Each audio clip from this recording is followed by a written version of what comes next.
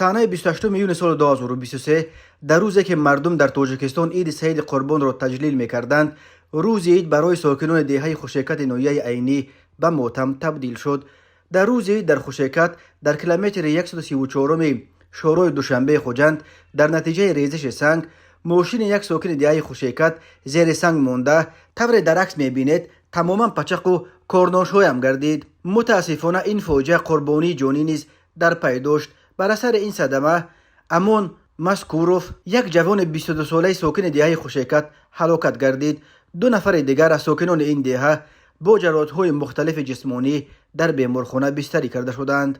تفصیلات دیگر این حادثه تا حال در دست نیست. راه‌های تاجیکستان از لحاظ صدمه و پرخطر به شمار می‌روند. تنها در ماه سال جاری بنا به حساب‌ها بر اثر صدمه‌ها در راه‌های جمهوری تا 40 نفر به هلاکت رسیده. از اول ماه ایون درباره در صدمه‌ها جان باختن الکی بیش از 20 نفر دیگر خبرها به دست رسیدند.